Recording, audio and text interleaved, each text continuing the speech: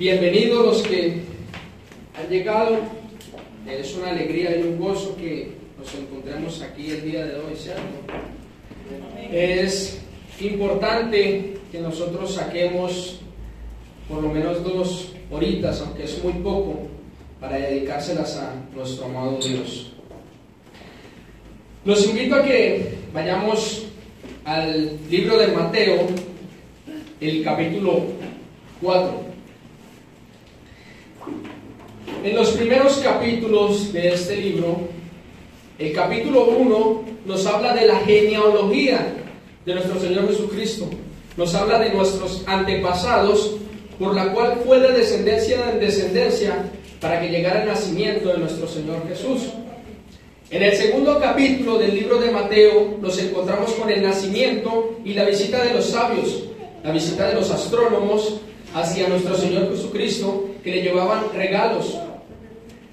En el tercer capítulo vemos al hombre que Dios escoge como el que va a preparar el camino de nuestro Señor Jesucristo, el hombre que ha proclamado el Evangelio hasta cierto punto, hasta el punto que llegara el Hijo de Dios. Es el profeta Juan el Bautista, el último profeta que encontramos en la Biblia. El profeta es el que enderezaba el camino del Señor, el que lo proclamaba. Vemos también el bautismo de nuestro Señor Jesucristo. Vemos la sencillez con la cual vivía el profeta Juan el Bautista. Y de ahí en adelante, el capítulo 4 que nosotros vamos a ver el día de hoy, va a ser la tentación de nuestro Señor Jesucristo. Luego vemos, de ahí en adelante, con la consecuencia de nuestra vida, de nuestro Señor, la vida por la cual he ido avanzando y la ha recalcado en esta palabra. Pasemos al capítulo 4 del libro de Mateo, del versículo 1 hacia el 11. Padre, leemos tu hermosa palabra en el nombre del Padre, del Hijo y del Espíritu Santo. Ayúdame el día de hoy, que tu hermoso Espíritu Santo sea hablando a través de mí, que yo sea un instrumento claro para la edificación de mis hermanos, Señor. Todo lo presento ante ti, Señor, porque sin ti nada soy. Esta sabiduría es tuya, Señor. Tú me la has regalado, me la has dado a mí, Señor. Y quiero ser un ejemplo, así como lo ha hecho cada uno de mis hermanos, para la vida de los demás, y que nos podamos ayudar los unos a los otros, como lo dijo mi hermano Cristian. Presentamos esta palabra en tu nombre. Amén. Y dice: Entonces Jesús fue llevado por el Espíritu al desierto para ser tentado por el diablo. Y después de haber ayunado 40 días y 40 noches tuvo hambre. Y vino a él el tentador y le dijo: Si eres hijo de Dios, di que estas piedras se conviertan en pan. Él le respondió y le dijo: Escrito está, no solo de pan vivirá el hombre, sino de toda palabra que sale de la boca de Dios. Entonces el diablo le llevó a la santa ciudad y le puso sobre el pináculo del templo y le dijo: Si eres hijo de Dios, échate abajo, porque escrito está: a sus ángeles mandará acerca de ti, y en sus manos te sostendrán, para que no tropieces con tu pie en piedra. Jesús le dijo: Escrito está también: no tentarás al Señor tu Dios. Otra vez le llevó el diablo a un monte muy alto y le mostró todos los reinos del mundo y la gloria de ellos, y le dijo: Todo esto te daré si postrado me adorares. Entonces Jesús le dijo: Vete, Satanás, porque escrito está: al Señor tu Dios adorarás, y a Él solo servirás. Y el diablo entonces le dejó, y aquí vinieron los ángeles y le servían. Pueden tomar asiento. Tengo este tema preparado y lo caractericé con el día que el diablo tentó a Jesús. En este pasaje, lo primero que vamos a dar a relucir es que el Espíritu de Dios lleva a su propio Hijo al desierto para que lo tentara. Cada vez que la Biblia nos muestra la palabra desierto, es porque Dios tiene un propósito para nosotros. El significado humanamente de la palabra desierto es desolación. Es usted estar en un lugar completamente vacío, desolado, Pero en la vida espiritual el desierto para cada uno de nosotros significa que es donde Dios nos lleva a ese lugar para que cada uno de nosotros nos confrontemos y nos humillemos a nosotros mismos y nos demos claramente cuenta que nosotros sin Dios no somos absolutamente nada. Pero Dios nos hace llevar a ese desierto, pero el diablo también va a ir tras de nosotros, porque cuando nos encontramos en ese desierto creemos que nos encontramos solos, creemos que estamos completamente derrumbados, pero Dios nos está probando ahí, hermanos, y nos está diciendo que Él está con nosotros y el diablo va tras de cada uno de nosotros, porque nosotros por dentro de sí mismos creemos que estamos solos, que nos sentimos débiles, y ahí es donde el diablo va en la acechanza, como lo hizo con nuestro Señor Jesucristo. El Señor Jesús fue llevado hacia el desierto. Notemos que los únicos 3 personajes que aparecen en la Biblia que han tenido la capacidad de orar 40 días y 40 noches han sido nuestro Señor Jesucristo, el profeta Elías y Moisés, que han tenido completamente el respaldo de Dios durante esos ayunos de 40 días y 40 noches, que son extremadamente drásticos para nuestra vida, extremadamente complicados, que si no tenemos rotundamente el respaldo de Dios, nos morimos. Cosa que tampoco se nos ordena que tenemos que hacerlo como ellos, porque esos 3 personajes nos dejaron un claro ejemplo en la vida de cada uno de nosotros. La primera tentación la he caracterizado como los deseos de la carne. ¿Por qué los deseos de la carne? Jesús fue al desierto a ser tentado, el diablo fue tras de él, y la primera tentación que el diablo le muestra al Señor Jesucristo es comida. Porque la Biblia nos relata que Jesús tuvo hambre. Ya después de pasar un largo tiempo de ayuno, tuvo hambre. Y la primera tentación que el diablo le arroja a nuestro Señor es: si tú eres el Hijo de Dios, demuéstranos, y que estas piedras se conviertan en pan. El Señor Jesucristo tenía la capacidad o no tenía la capacidad de convertir esas piedras en pan. Pero claramente nos dejó un ejemplo de que no lo hizo. Tranquilamente no lo hizo, aunque tenía sus deseos, tenía su hambre, tenía la necesidad de satisfacer ya su carne, porque se encontraba en carne, pero la dominó y la aferró al Espíritu con el cual Dios le fue dado cuando él fue bautizado en el capítulo 3, que nos muestra el profeta Juan el Bautista, que cuando él fue bautizado los cielos fueron abiertos y descendió una paloma en forma en espíritu hacia morar en la vida de Jesucristo.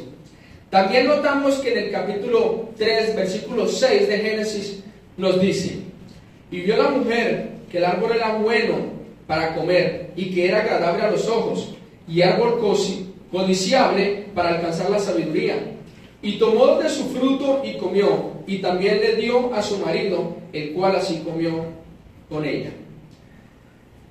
La tentación también vino por parte del primer libro de la Biblia, que fue la tentación de Eva, el cual ella vio el fruto que Dios le había dicho que no comiera, y el diablo también fue tras de ella a que sus ojos codiciaran ese fruto, y lo había visto agradable.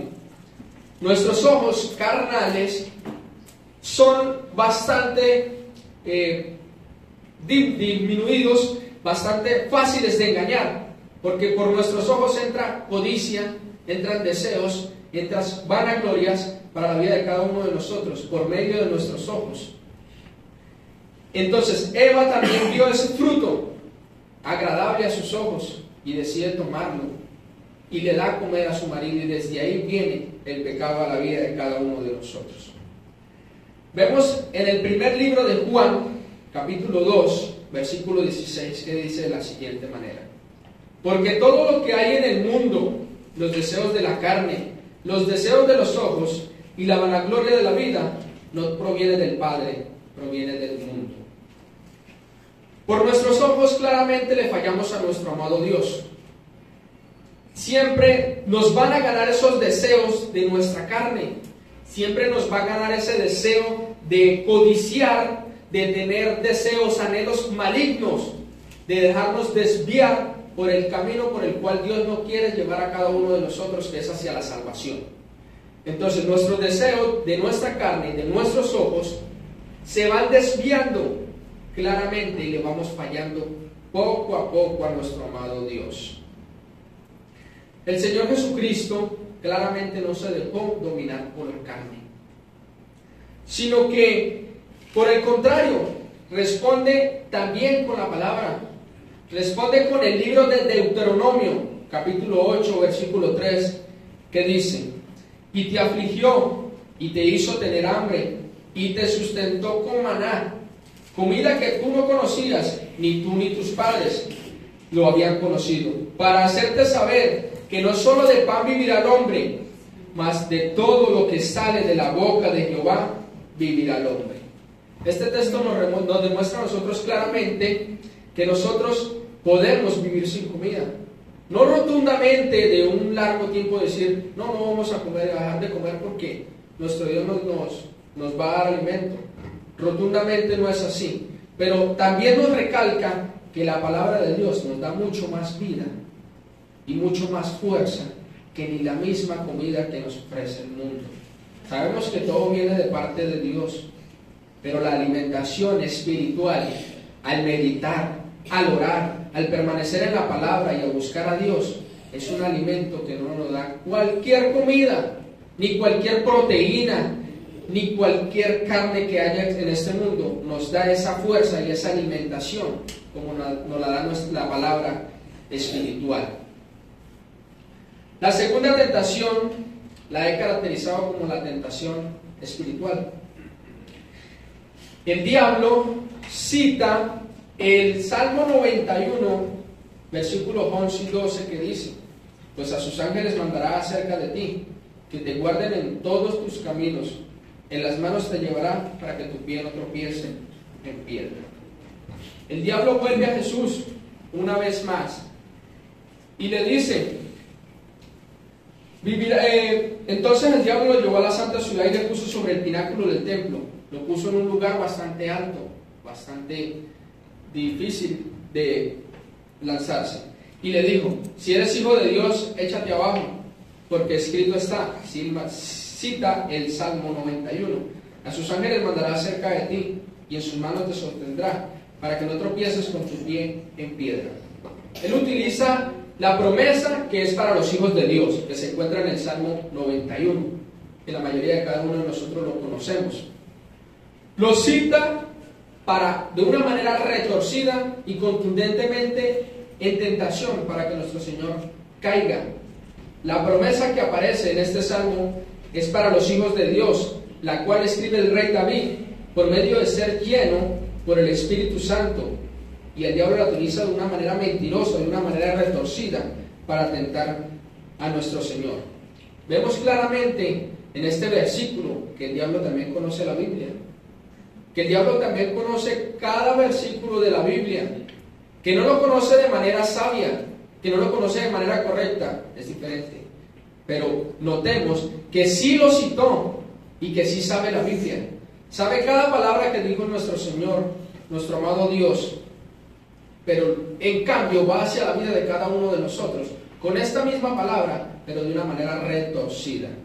Por eso es importante que cada uno de nosotros escudriñemos, porque nuestro mismo Dios nos manda a que escudriñemos, a que busquemos la palabra y nos informemos nosotros mismos claramente lo que Él quiere hacer en la vida de cada uno de nosotros, para que el día de mañana no llegue cualquier persona con un texto bíblico, con un pasaje bíblico, y lo transmita de manera retorcida, de manera mentirosa, y nosotros nos dejemos sorprender, y nosotros nos dejemos engañar, solamente porque creemos que carga una Biblia bajo sus hombros, y que por leer o citar algunos pasajes de la Biblia tiene una sabiduría. No, eso es lo que Dios no nos manda a nosotros, porque Él mismo nos dice: escudriñad las Escrituras.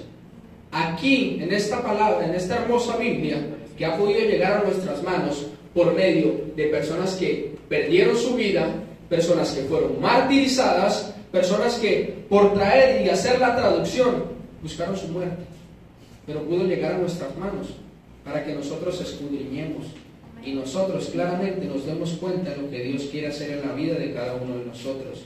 Es un manual contundentemente para la edificación de cada uno de nosotros. Es importante que no nos dejemos sorprender con cualquier predicación, sino por el contrario, nosotros ser sabios, guardar el silencio, prestar atención, y como lo dice la palabra, por sus frutos los conoceréis, y ver claramente, que cite la Biblia, de una manera correcta, de una manera que esté conforme a la Escritura, que tenga una buena interpretación, no una mala interpretación, como lo ha utilizado el diablo en la vida de muchas personas, incluso en la vida de nosotros, porque nosotros, antes de llegar al camino del Evangelio, teníamos una cortina en nuestros ojos, el cual no nos dejaba ver la sabiduría. Dios no había derramado la sabiduría sobre nosotros, y nos dejábamos impresionar fácilmente de cualquier persona que nos hablara de la palabra, de cualquier persona que nos citara un pasaje y nos lo explicara. Nos dejábamos impresionar fácilmente porque aún teníamos esa cortina en nuestros ojos. Y creíamos a nuestras propias opiniones y decíamos creer a nuestra consecuencia. Decíamos nosotros, cosa que no está correcto, porque la Biblia claramente nos habla de una manera correcta y de una palabra contundente, como lo dice, que es una espada de doble filo. Porque así como el día de hoy yo estoy aquí de pie explicándole la palabra, también es una espada para mí. Porque cada uno de nosotros hemos sufrido tentaciones, y así como yo hablo la palabra, la espada corta hacia allá, pero tiene dos filos. Corta hacia el lado de ustedes y corta hacia mi lado, porque también me exhorta y me edifica a mí. Y me combate claramente, como lo es a cada uno de nosotros. Así que es importante que cada uno de nosotros nos enfoquemos en escudriñar, en buscar, en leer, y primeramente orar y clamar a Dios que nos dé esa sabiduría. Porque el primer capítulo del libro de los Proverbios dice que la sabiduría, el principio de la sabiduría es el temor a Jehová. Nosotros teniendo un temor hacia nuestro Dios, Él nos va dando sabiduría, porque la sabiduría es de Él. Él es el que nos da a nosotros la sabiduría y nos da la capacidad de que nosotros podamos entender, nosotros podamos comprender la palabra de Dios. Hace un tiempo atrás leía la Biblia con mi esposa y la leíamos como por leer, porque pasábamos por encima de las cosas, sin darnos cuenta que en cada versículo encontramos un detalle, y un detalle que es abundante palabra. Un solo versículo nos habla a nuestro espíritu abundante palabra. Con un solo versículo tiene tantas cosas para explicar, para preguntarnos. Un solo párrafo tiene abundante palabra. Pero Dios nos llama y abre nuestros ojos, nos quita la cortina y nos da sabiduría. Y empezamos a entender la palabra de Dios. Le podíamos leer y ya el Espíritu nos ordenaba detenernos en ciertas palabras que eran importantes. Y también nos da la inquietud de querer saber por qué lo dice ahí, por qué pasa ahí, por qué sucedió, por qué fue así. Y empezamos a investigar, empezamos a indagar, empezamos a escudriñar como lo es y como nos lo es mandado. Y empezamos a ver, nuestros ojos se van abriendo y vamos viendo un poco más allá de lo que nuestros ojos se enfocan terrenalmente. Porque muchas veces nosotros nos enfocamos en solamente un problema y creemos que de ahí no podemos salir. Pero Dios a nosotros nos ha quitado las cortinas y nos ha alzado nuestros ojos a que miremos mucho más allá, de que tenemos la capacidad por medio de oración. Y Él es el que tiene principalmente la capacidad de sacarnos de cada uno de esos problemas, de cada uno de dificultades. Es Él. Pero tenemos el respaldo de Dios. ¿Cuántos dicen amén? Nuestro Señor Jesucristo, en la segunda tentación, le responde con el mismo libro de Deuteronomio, capítulo 6, versículo 16, que dice así: no tentaréis a Jehová vuestro Dios, como lo tentaste en Machá. La palabra Machá es un continente de Israel, el cual el pueblo de Israel también fue tentado en esa ciudad. Nuestro Señor Jesucristo, hemos visto claramente que a cada tentación le va citando un pasaje de la Biblia. El diablo le cita el Salmo 91 en la segunda tentación, pero él responde también con la misma palabra de nuestro Señor. Pero la responde de una manera correcta, de una manera eficaz y de una manera muy clara. Y le dice que no tentarás al Señor tu Dios. Le dice que aún así tú conozcas la Biblia, que aún así tú conozcas cada palabra que sale en la Biblia, pero lo utilizas de manera retorcida. Y con eso, por más de que sepas, por más de que lo leas y me lo cites a mí, no podrás tentar a Dios. Porque Dios tiene el sumo poder sobre todo cuerpo, sobre toda carne y sobre toda cosa que hay en el mundo. Porque Él fue el que creó los cielos y la tierra. Y lo que hay debajo de la tierra, todo es de Él.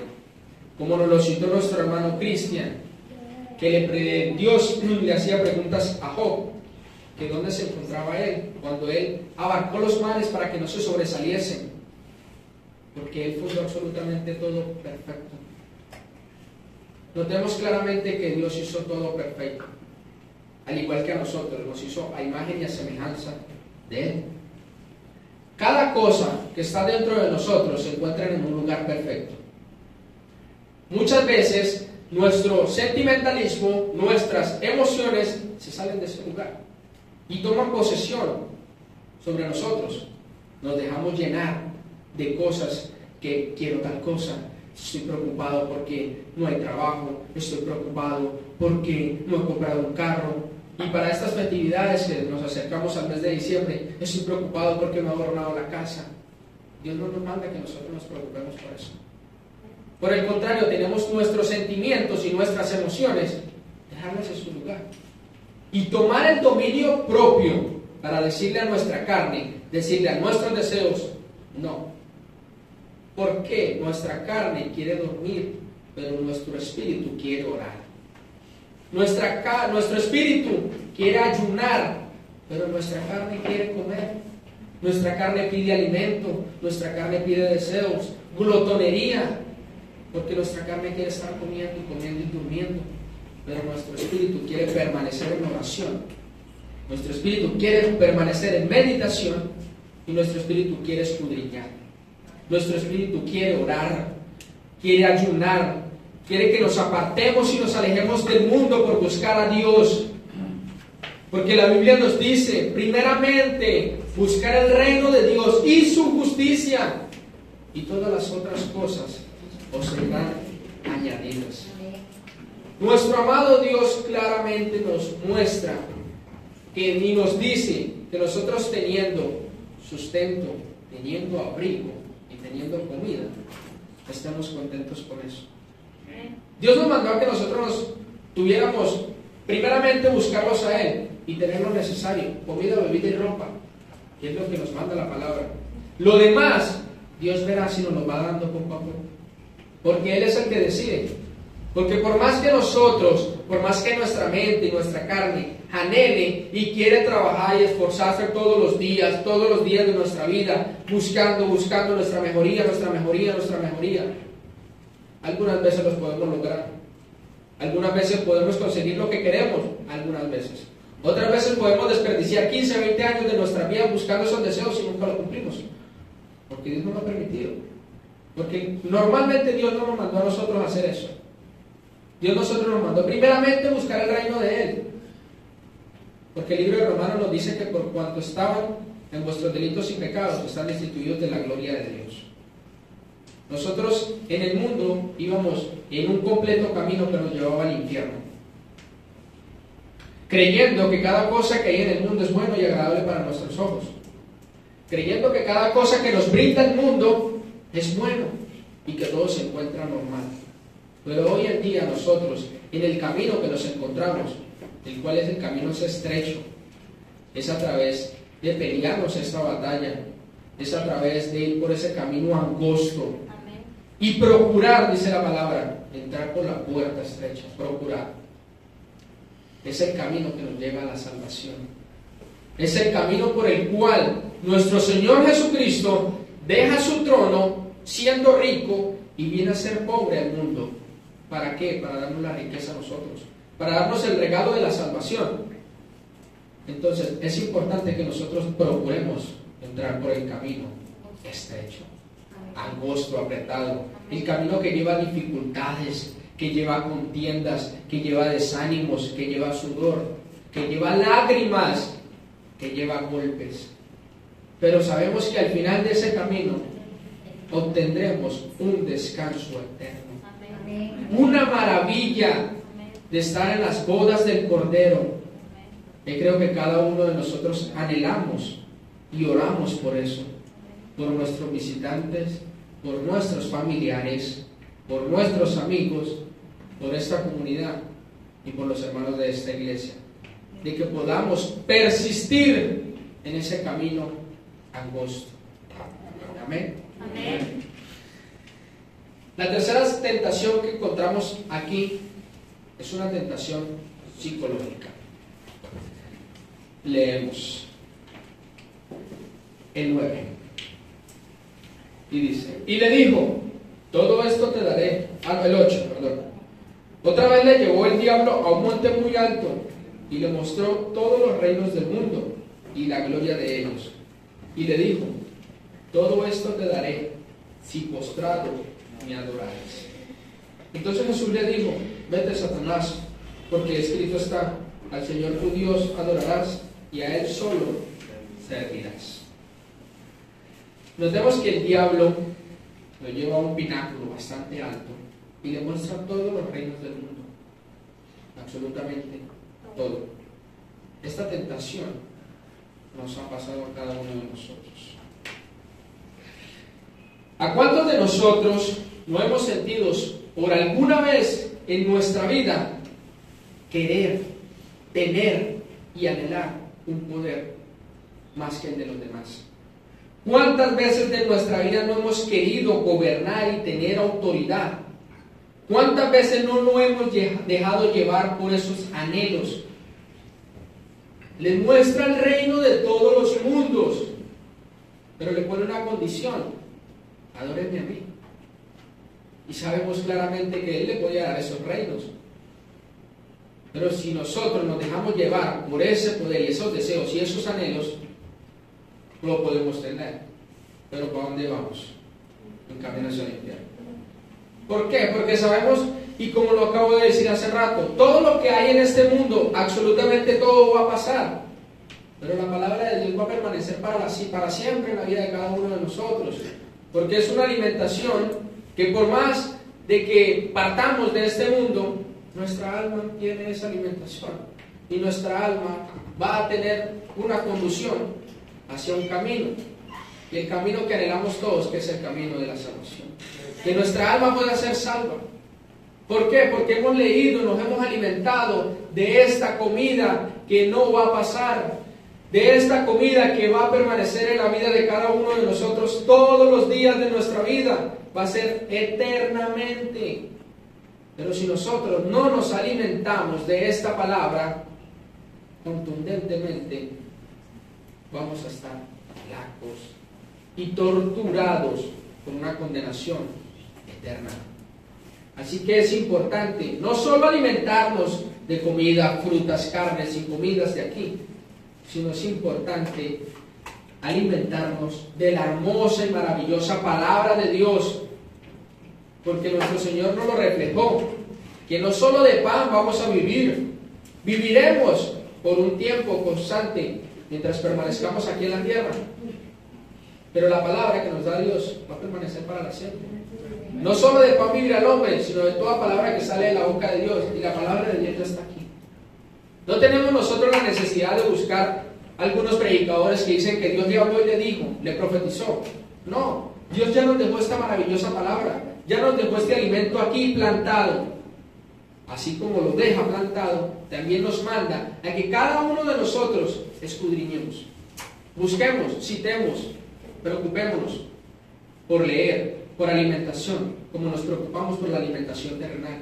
Porque nosotros claramente estamos en nuestro trabajo y sin necesidad de mirar la hora, nuestro estómago ya sabe que son las 12, porque nos da hambre, porque ya decimos, ya son las 12, ya tengo hambre, y miramos si el reloj son las 12. Y por eso nos preocupamos nos afanamos, nos angustiamos. ¿Qué comida que tengo que ir a comer? Que no puedo faltar, que no puedo pasar 10, 20 minutos fuera de la hora del almuerzo porque me pongo mal, me pongo de mal humor. Nos preocupamos por esa comida simple, que solamente nos da fuerza para aquí, para nuestro cuerpo carnal. Pero no nos preocupamos por buscar esta maravillosa alimentación que va a permanecer en la vida de nosotros para siempre. Que esta palabra sí nos da la fuerza para soportar cada tentación, para poder perseverar, para poder alcanzar a llegar a la salvación. Sí nos la da, porque estamos buscando, estamos leyendo, estamos en una comunión con nuestro Padre de los cielos. Vemos que estas bendiciones eran completamente reales y bastante fuertes para la carne, pero vemos que Dios permite que su propio Hijo pasara por todas estas tentaciones para ser probado en su fidelidad, pero una vez más el Señor Jesucristo resiste, domina su carne y le responde al diablo con el mismo libro de Deuteronomio, capítulo 6, versículo 13, que dice: a Jehová tu Dios temerás, y a Él solo servirás, y por su nombre jurarás. También aparece en el mismo libro de Deuteronomio, en el capítulo 10, versículo 20, que dice: a Jehová tu Dios temerás, a Él solo servirás, y a Él solo seguirás, y por su nombre jurarás. Cada uno de ustedes se preguntará: ¿por qué jurarás? Si eso es lo que se nos ordena a nosotros, que no debemos jurar, no debemos tomar el nombre de nuestro Dios en vano. ¿Por qué se le aparece aquí que eso es lo que jurarás? Porque en el Antiguo Testamento, en los antiguos, ellos podían jurar. Ellos, aún Dios les había dado la autoridad de que pudieran jurar. Pero al venir nuestro Señor Jesucristo, al venir al mundo, reforma todas esas palabras y quita esa palabra. Porque encontramos en el Nuevo Testamento que dice que nuestro sí sea sí y vuestro no sea no. Que ya no tengamos esa necesidad de tener que jurar. ¿Por qué? Porque nos estamos comportando a la altura, estamos cuidando nuestro testimonio y estamos dando testimonio a los demás. De que si nosotros decimos no, las cosas no son así, los crean sin necesidad de tener esa costumbre que todavía hoy en día que es jurar y tomar el nombre de nuestro Dios en vano, porque aún así vemos claramente que ese nombre de nuestro Dios lo utilizan para decir mentiras. Porque el pecado está en nosotros, porque esas costumbres aún así poco a poco han llegado hasta el día de hoy. Entonces nosotros mismos ya se nos bloqueó la palabra jurar. El diablo le dice a nuestro Señor Jesucristo, le muestra los reinos grandes, le muestra el poder, le muestra la gloria de que puede obtener Él si le sirve a Él. Pero aquí nuestro Señor Jesucristo cita la palabra de Dios y le dice que a solo a Dios debemos temer, a solo Dios debemos servir.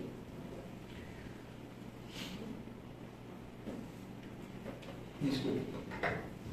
Tenemos que temerle solo a Él solamente tenemos que servirle y solamente a Él debemos seguir. ¿Por qué? Nuestra carne anhela cada una de esas cosas, anhela tener posesiones, anhela adquirir cosas, casas, carros, negocios, creer formar nuestra vida conforme a los deseos de ¿qué? A los deseos de la carne. Porque nuestro espíritu como tal no necesita eso. Nuestro espíritu no se alimenta de eso. Nuestro espíritu no se alimenta de un carro. Nuestro espíritu no se alimenta de una ropa cara. Nuestro espíritu no se alimenta de lujos. Nuestro espíritu no se alimenta de posesiones. Nuestro espíritu no se alimenta de nada de eso. Nosotros lo hacemos y creemos que tenemos la necesidad. ¿Por qué? Por satisfacer los deseos de la carne. Por satisfacer nuestros propios deseos que pide la carne. No nuestro espíritu. Nuestro espíritu pide completamente lo necesario. Porque sabemos que estamos en un cuerpo. Sabemos que estamos en la carne. Pero nos pide que lo amaremos.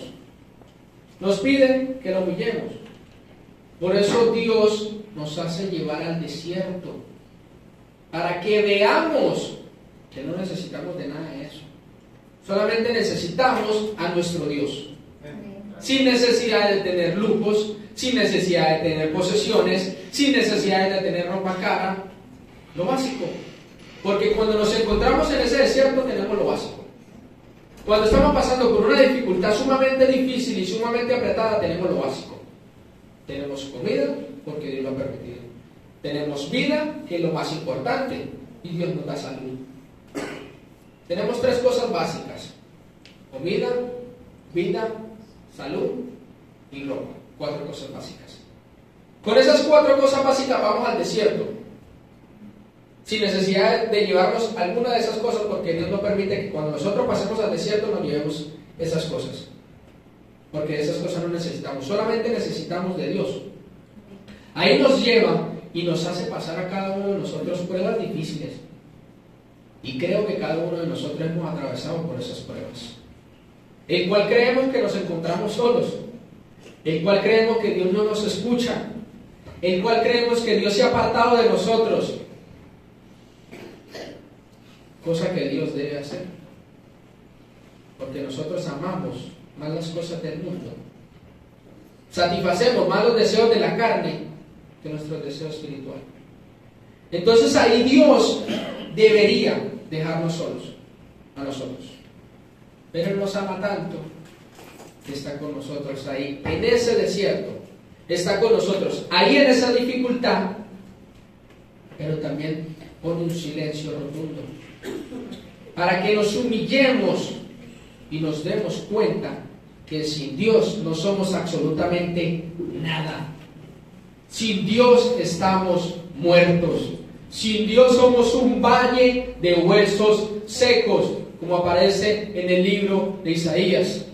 Somos un valle de huesos secos. Somos un cuerpo que camina con tendones, con carne, pero no con espíritu.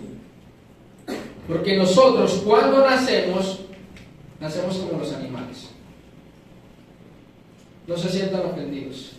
Nosotros nacemos como los animales porque no tenemos conciencia. Porque nosotros, al recibir la palabra de Dios y aceptar a nuestro Señor Jesucristo como nuestro Señor y Salvador, tenemos espíritu y tenemos conciencia. Los animales no tienen conciencia, no saben qué día van a morir. Nosotros tampoco, pero nosotros sabemos que todo esto va a pasar. Los animales no saben el día que van a ser llevados al degolladero. No lo perciben, no lo presienten. Nosotros cuando tenemos conciencia, cuando tenemos el Espíritu de Dios, sabemos que este cuerpo va a quedar, pero nuestra alma va a subir. Vamos a tener un cuerpo glorificado.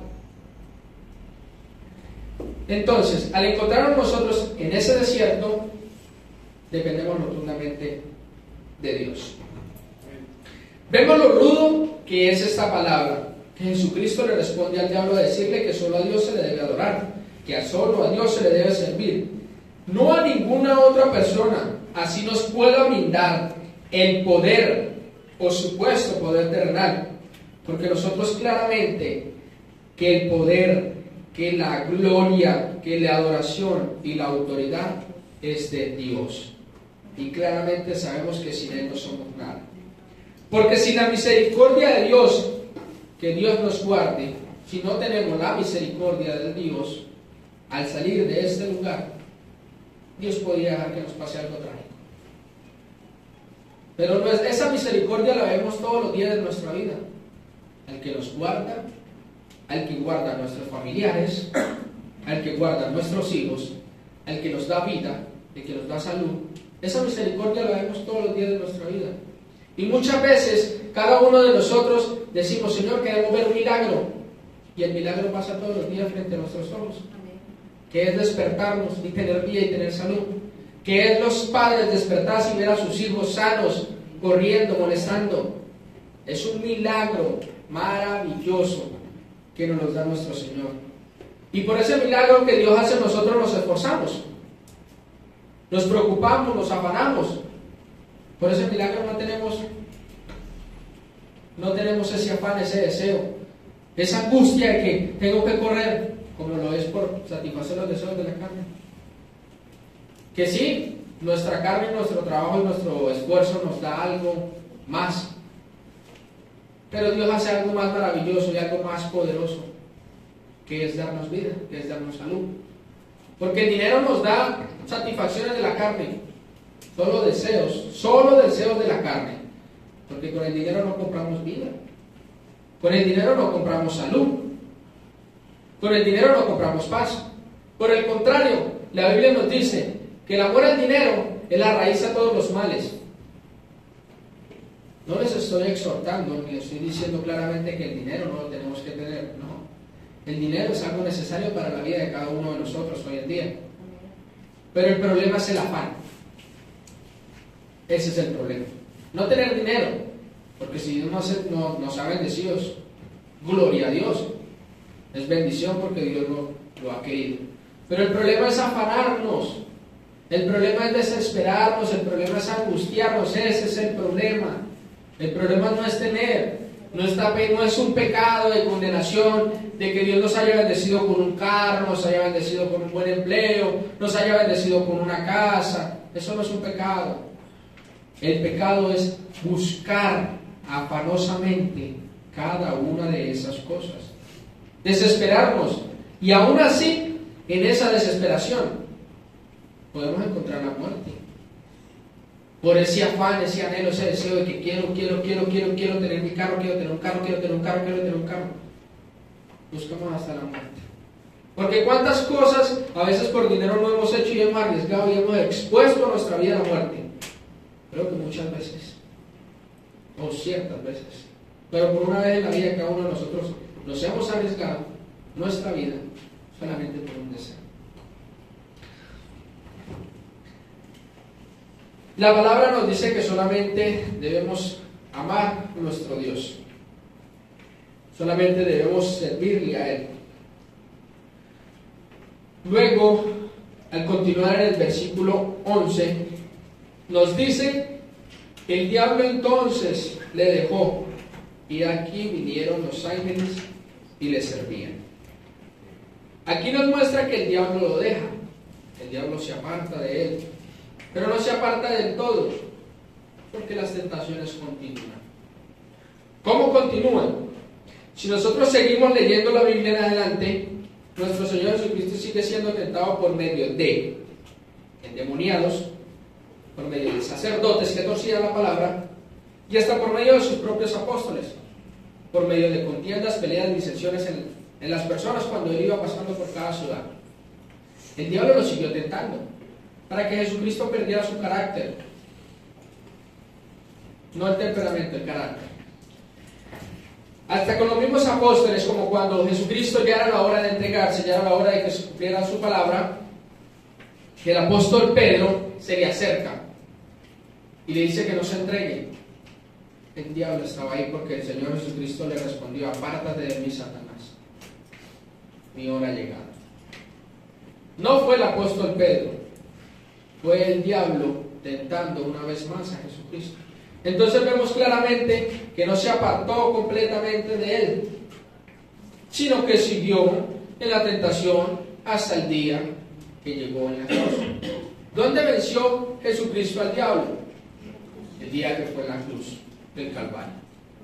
El día que fue a morir por nuestros pecados. Se llevó cada uno de nuestros pecados. Tu pecado, tu pecado, tu pecado, tu pecado y mi pecado. Sufrió, fue martirizado, fue llevado.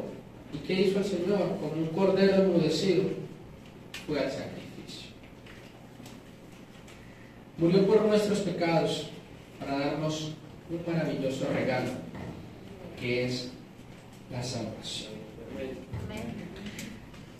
Luego dice que después de que el diablo se apartó de él, que el diablo lo dejó, vinieron los ángeles a servirle. Vinieron los ángeles a servirle a nuestro Señor Jesucristo. Vio la recompensa de su Padre de los cielos por el ser fiel y servirle y cumplir su propósito por el cual Dios lo envió. Dios recompensó a su Hijo en gran manera. Vinieron los ángeles y empezaron a atender al Señor Jesucristo. Vemos claramente que Dios tenía la capacidad de sustentarse por sí solo. tenía la capacidad de convertir piedras en pan. Tenía la capacidad de echarse abajo en la segunda tentación y que sin necesidad los ángeles lo recogieran. Lo guardaron porque tenía el poder y tenía la autoridad, porque es el Hijo de Dios. Tenía la autoridad de gobernar todos los reinos del mundo sin necesidad de servirle al diablo. Tenía el poder, tenía la autoridad y tenía la capacidad, porque él es un hombre santo, es un hombre justo. Es el único hombre que ha sido capaz de cumplir la ley mosaica, la ley de Moisés, la ley que Dios le otorgó a Moisés, que eran 613 mandamientos, cumplirlos al pie de la letra, uno tras el otro. El único hombre que ha tenido la suma autoridad, la suma santidad y el sumo poder.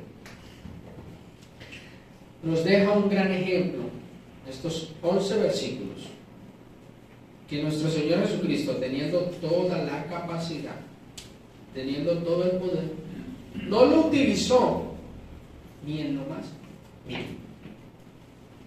No lo utilizó, no pensó, no creyó por su propia consecuencia, sino por el contrario, citó la misma palabra de su Padre. No tuvo, ni siquiera tomó la decisión de responder a sus propias concupiscencias, de responder a sus propios deseos, de utilizar su autoridad. No lo hizo, solamente citó las Escrituras. Es un clarísimo ejemplo que solamente nosotros, alimentándonos de la palabra de Dios, tenemos respuesta y tenemos salida a cada dificultad, a cada circunstancia, a cada problema y a cada enfermedad. Lo tenemos con la palabra. Nuestro Señor Jesucristo saca su espada, pero su espada espiritual. No tuvo la necesidad de mandar a llamar a una legión de ángeles para que le servían mientras estaba siendo tentado, sino saca su espada espiritual, y con esa espada espiritual, con esa alimentación, porque Él vino a ser completamente la voluntad de Dios, y combate el diablo. Si cada uno de nosotros tomáramos ese ejemplo en nuestras vidas, la victoria que nosotros obtendríamos fuera gloriosa. Que responder y solucionar nuestros problemas con nuestros deseos, con nuestra supuesta creencia de que yo tengo la capacidad, yo soy capaz de resolver, yo lo puedo hacer. Si nosotros respondiéramos como lo hizo nuestro Señor, solo con la palabra, la victoria sería muchísimo más grande. Amén.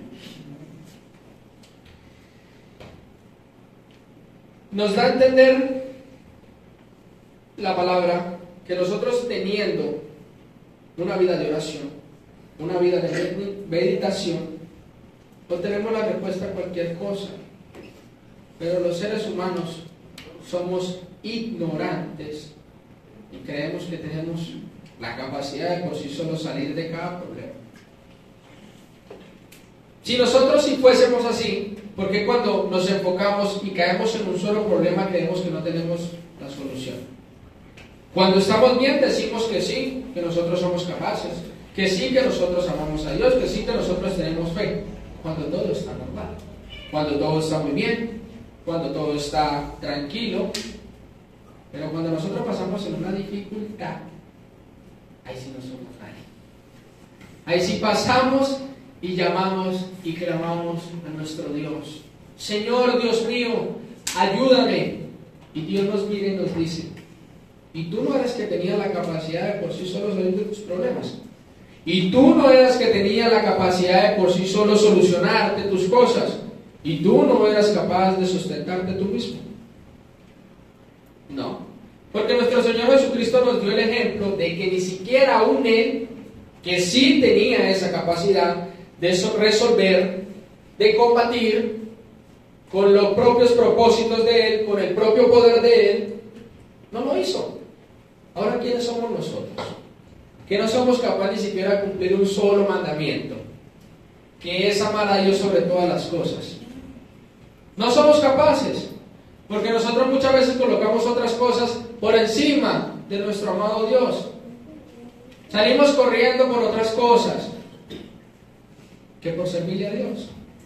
Nosotros no somos capaces ni siquiera de cumplir los mandamientos, ni siquiera de ser obedientes en los mandamientos. Ahora vamos a tener la capacidad de resolver nuestros propios problemas. No, hermano, eso es algo imposible. Pero le damos la gloria a Dios porque Él sí, porque Él nos ha llamado, Él nos ha traído, Él nos ha rescatado, nos ha arrastrado hasta sus pies, para que nosotros confiemos y dependamos rotundamente de Él. Porque sabemos, disculpe repetir tanto la palabra, que dependemos solamente de Él, de que sin Él no somos nadie. Nosotros por sí solos somos inmortales. Todo ser humano es mortal, todo ser humano es mortal. Pero nosotros, siendo hijos de Dios, pasamos a ser inmortales, porque pasamos a tener una vida eterna, cosa que ningún ser humano, ninguno, ni siquiera el mayor científico, ha podido resolver en convertir un ser humano inmortal. Un ser humano inmortal no ha tenido la capacidad, porque Dios a cada uno de nosotros nos da un límite de pensamiento, nos da un límite. Podemos ser inteligentes, uno más que otro, sí, pero nos da cierto límite. Él podrá saber, un ser humano inconverso podrá saber todo lo que quiera del mundo, pero va a pasar a leer la maravillosa palabra de Dios que nos da la vida eterna, no la entiende. ¿Cuánto le damos la gloria a Dios de que nosotros podamos leer y entender la palabra de Dios? Amén. De que podamos decir, Señor, me has hablado, amén. Señor, me has edificado, Señor, me has exhortado el día de hoy. Amén. Quiero que vayamos al libro de Efesios, capítulo 6, por favor.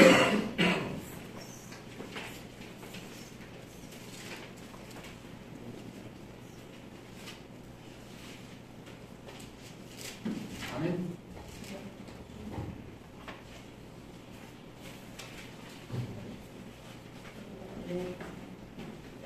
Y leemos, dice: porque no tenemos lucha contra sangre y carne, sino contra principados, contra potestades, contra los gobernadores de las tinieblas de este siglo, contra huestes espirituales de maldad en las regiones celestes. El gran enemigo de nosotros es nuestra carne. Es el principal enemigo de nosotros, nuestra carne. Ni siquiera el diablo. Ese pasaría a ser un segundo plano. Pero el primer enemigo de nosotros es la carne, porque es la que mora en nosotros todos los días. Es la que quiere satisfacer los deseos todos los días. Entonces aquí este capítulo y el versículo 12 nos dice que nosotros no tenemos lucha contra personas. No tenemos lucha contra hermanos, no tenemos lucha contra padres. Nuestra lucha es espiritual. Nuestra lucha es contra nuestra carne. Nuestra lucha es contra los enemigos. Nosotros nos tenemos que basar en combatir y en querer pelear y ganarle a un hermano, en tener que ganar a nuestro padre, en tener que ganar a un amigo. Esa no es la lucha de nosotros. La verdadera lucha de nosotros es espiritual, como lo hizo nuestro Señor. Combatió espiritualmente. Combatió con la palabra de Dios. En cada tentación, Él respondió con la palabra. Y esas tentaciones, esas tres tentaciones, son bastante fuertes. Y ya hemos pasado nosotros, cada uno de nosotros, por esas tentaciones. Y otras más, pero esas son las más fuertes. El enemigo de Dios odia rotundamente el libro de Deuteronomio, porque por ese libro fue derrotado.